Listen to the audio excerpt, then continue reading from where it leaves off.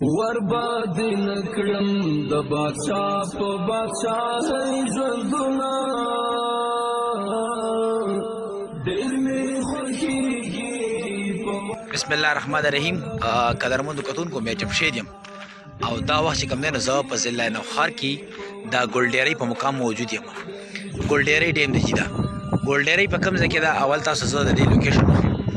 قدرمنو ګلډیرۍ چې کومه ده پاکوړي باندې ببر راځي نو د کاکا صاحب سره چې کوم دی دا مخامخ کاکا صاحب تقریبا دلته کې 3 کیلومتر فاصله باندې موږ کاکا صاحب دی او دا ګلډیرۍ ده او دا ورای دا د ګلډیرۍ ډیم دی.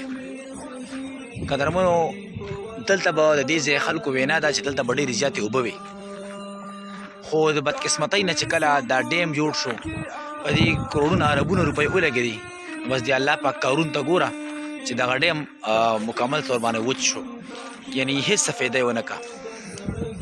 تاسو کتی شئ.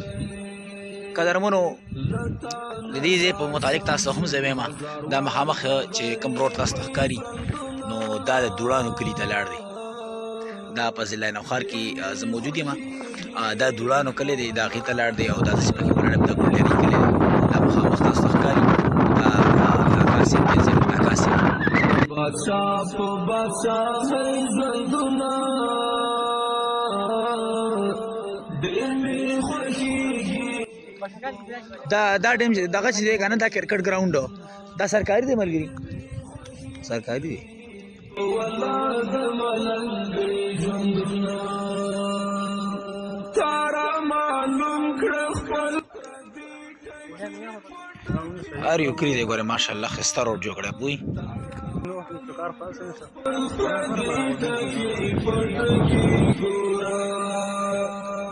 زنې خوشحال زینې په غم مې کړې سلګۍ ژوندونه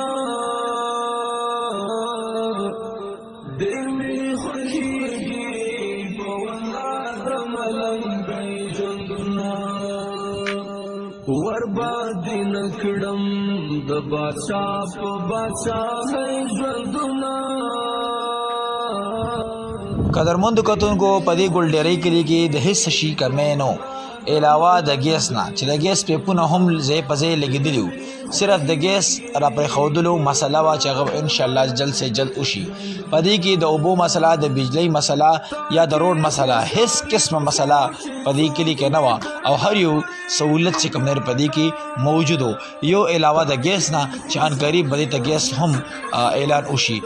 قدرمندو کتونکو دلته کې 15 کلیو هر یو کلي ته بیل بیل روډ لاړ دی او دومره ښایسته روډ لاړ دی چې د کمزوري نه کمزوري ګاډۍ فار ایگزامپل رکشه هم په دغه روډ باندې تلی شي او ښه په اسانۍ سره تلی شي.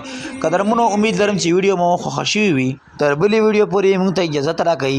په لوی الله مسپارم، د الله په امان.